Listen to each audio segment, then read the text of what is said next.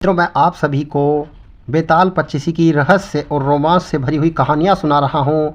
आज की कहानी है पाप किसको लगा। काशी में प्रताप मुक्त नाम का राजा राज्य करता था। उसके व्रजमुक्त नाम का एक बेटा था। एक दिन राजकुमार दीवान के लड़के को साथ लेकर शिकार खेलने जंगल गया। घूमते घूमते उन्हें तालाब मिला। उसके पानी में कमल खिले थे और हंस किलोल कर रहे थे। किनारों पर घने पेड़ थे जिन पर पक्षी चहचहा रहे थे। दोनों मित्र वहां रुक गए और तालाब के पानी में हाथ मुंह धोकर ऊपर महादेव के मंदिर पर गए। घोड़ों को उन्होंने मंदिर के बाहर बांध दिया। वो मंदिर में दर्शन करके बाहर आए तो देखते क्या हैं कि तालाब के किनारे राजकुमारी अपनी सहेलियों के साथ स्नान करने आई है। दीवान का लड़का तो वहीं एक पेड़ के नीचे बैठा रहा, पर राजकुमार से रहा न गया। वह आगे बढ़ गया। राजकुमारी ने उसकी ओर देखा तो वह उस पर मोहित हो गया। राजकुमारी भी उसकी तरफ देखती रही। फिर उसने किया क्या कि जूड़े में से कमल का फूल निकाला, कान से लगाया, दांत से कुतरा, पैर के नीचे दबाया और फिर छाती से लगा ली। अपनी सखियों के साथ चली गई। उसके जाने पर राजकुमार निराश हो अपने मित्र के पास आया और सब हाल सुनाकर बोला, मैं इस राजकुमारी के बिना नहीं रह सकता, पर मुझे न तो उसका नाम मालूम है न ठिकाना, वह कैसे मिलेगी। दीवान के लड़के ने कहा, राजकुमार आप इतना घबराए नहीं, वह सब कुछ बता गई है। राजकुमार ने पूछा, कैसे? वह बोला, उसने कमल का फूल सिर से उतार कर कानों से लगाया तो उसने बताया कि मैं कर्नाटक की रहने वाली हूँ। दांत से कुतरा तो उसका मतलब था कि मैं दंतबाट राजा की बेटी हूँ। पाँव से दबाने का अर्थ था मेरा नाम पदावती है। और छाती से लगाकर उसने बताया कि तुम मेरे दिल में बस गए हो। इतना सुनना था कि राजकुमार खुशी से फूला उठा। बोला, अब मुझे कर्नाटक देश में ले चलो। दोनों मित्र वहाँ से चल दिए। घूमते फिरते सैर करते दोनों कई दिन बाद वहाँ पहुँचे। राजा के महल के पास गए तो एक बुढ़िया अपने द्वार पर बैठी चरखा काटती मिली। उसके पास जाकर दोनों घोड़ों से उतरे और बोले, माई हम सौदागर हैं, हमारा सामान पीछे आ रहा है, हमें रहने को थोड़ी जगह दे दो। उनकी शकल सूरत देखकर और बात सुनकर बुढ़िया के मन में ममता उमड़ आई। बोली, बेटा तुम्हारा घर है, जब तक जी में आए रहो। दोनों वहीं ठहर गए। दीवान के बेटे ने उससे पूछा, माई तुम क्या करती हो? तुम्हारे घर में कौन कौन है? तुम्हारी गुजर कैसे होती है? बुढ़िया ने जवाब दिया, बेटा मेरा एक बेटा है जो राजा की चाकरी में है। मैं राजा की बेटी पदावती की धाय थी। बूढ़ी हो जाने से अब घर में रहती हूँ। राजा खाने पीने को दे देता है। दिन में एक बार राजकुमारी को देखने महल में जाती हूँ। राजकुमार ने बुढ़िया को कुछ धन दिया और कहा, माई कल तुम वहाँ जाओ तो राजकुमारी से कह देना कि जेठ सुदी पंचमी को तुम्हें तालाब पर जो राजकुमार मिला था वह आ गया है। अगले दिन जब बुढ़िया राजमहल गई तो उसने राजकुमार का संदेश उसे दे दिया। सुनते ही राजकुमारी ने गुस्सा होकर हाथों में चंदन लगाकर उसके गाल पर तमाचा मारा और कहा, मेरे घर से निकल जा। बुढ़िया ने घर आकर सब हाल राजकुमार को कह सुनाया। राजकुमार हक्का बक्का रह गया। तब उसके मित्र ने कहा, राजकुमार आप घबराए नहीं, उसकी बातों को समझें। उसने 10 उंगलियां सफ़ेद चंदन में मारी। इससे उसका मतलब है कि अभी 10 रोज चांदनी के हैं। उसके बीतने पर मैं अंधेरी रात में मिलूंगी। 10 दिन के बाद बुढ़िया ने फिर राजकुमारी को खबर दी तो इस बार उसने केसर के रंग में 3 उंगलियां डुबोकर उसके मुंह पर मारी और कहा, भाग यहाँ से। बुढ़िया ने आकर सारी बात सुना दी। राजकुमार शोक से व्याकुल हो गया।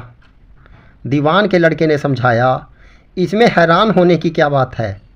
उसने कहा है कि मुझे मासिक धर्म हो रहा है, 3 दिन और ठहरो।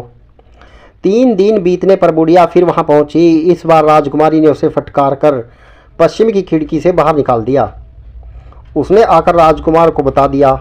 सुनकर दीवान का लड़का बोला, मित्र उसने आज रात को तुम्हें उस खिड़की की राह बुलाया है।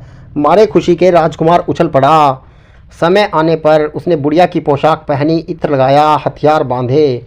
2 पहर रात बीतने पर वह महल में जा पहुंचा और खिड़की से होकर अंदर पहुंचा। राजकुमारी वहां तैयार खड़ी थी। वह उसे भीतर ले गई। अंदर के हाल देखकर राजकुमार की आंखें खुल गई।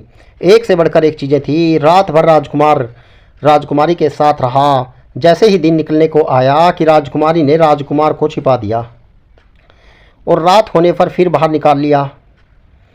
इस तरह कई दिन बीत गए। अचानक एक दिन राजकुमार को अपने मित्र की याद आई। उसे चिंता हुई कि पता नहीं उसका क्या हुआ होगा। उदास देखकर राजकुमारी ने कारण पूछा तो उसने बताया दिया। बोला, मेरा वह प्यारा दोस्त है, बड़ा चतुर है। उसकी होशियारी से ही तो तुम मुझे मिल पाई हो। राजकुमारी ने कहा, मैं उसके लिए बढ़िया बढ़िया भोजन बनाती हूँ, तुम उसे खिलाकर तसल्ली देकर लौट आना। खाना साथ में लेकर राजकुमार अपने मित्र के पास पहुँचा। वे महीने भर से नहीं मिले थे। वे मारने मिलने पर सारा हाल सुनकर कहा कि राजकुमारी को मैंने तुम्हारी चतुराई की सारी बातें बता दी हैं, तभी तो उसने यह भोजन बनाकर भेजा है। दीवान का लड़का सोच में पड़ गया। उसने कहा, यह तुमने अच्छा नहीं किया। राजकुमारी समझ गई है कि जब तक मैं हूँ वह तुम्हें अपने बस में नहीं रख सकती, इसलिए उसने इस खाने में जहर मिलाकर भेजा है। यह कहकर दीवान के लड़के ने थाली में से एक लड्डू उठाकर एक कुत्ते के आगे डाल दिया। खाते ही कुत्ता मर गया। राजकुमार को बड़ा बुरा लगा।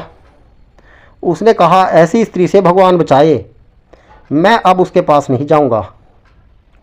दीवान का बेटा बोला, नहीं, अब ऐसा उपाय करना चाहिए जिससे हम उसे घर ले चलें।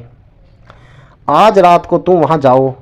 जब राजकुमारी सो जाए तो उसकी बाईं जांघ पर त्रिशूल का निशान बनाकर उसके गहने लेकर चले आना। राजकुमार ने ऐसा ही किया।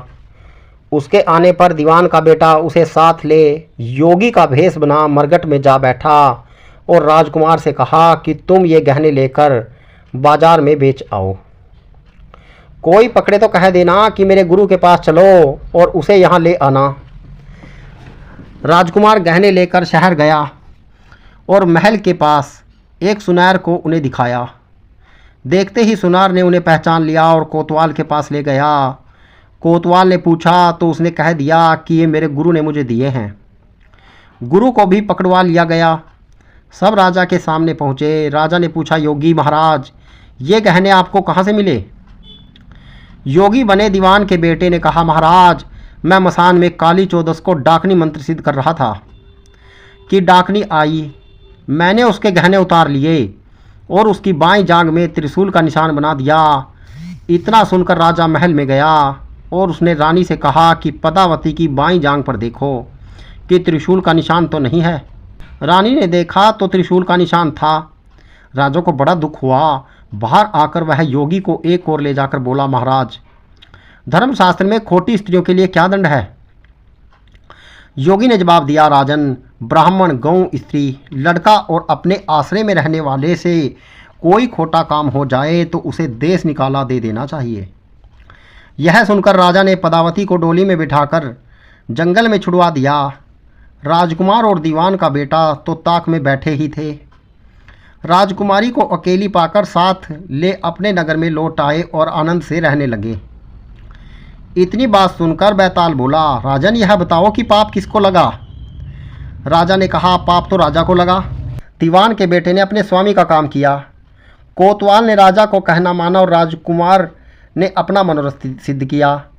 राजा ने पाप किया जो बिना विचारे उसे देश निकाला दे दिया। राजा का इतना कहना था कि बेताल फिर उसी पेड़ पर जा लटका। राजा वापस गया और बेताल को लेकर चल दिया। बेताल बोला, राजन सुनो, एक कहानी और सुनाता हूँ। मित्रों, मैं आप सभी को यहाँ पर रहस्य और रोमांच से भरी हुई बेताल पच्चीसी की कहानियाँ सुना रहा हूँ। कहानी अच्छी लगे तो चैनल को सब्सक्राइब, वीडियो को शेयर और लाइक कीजिएगा।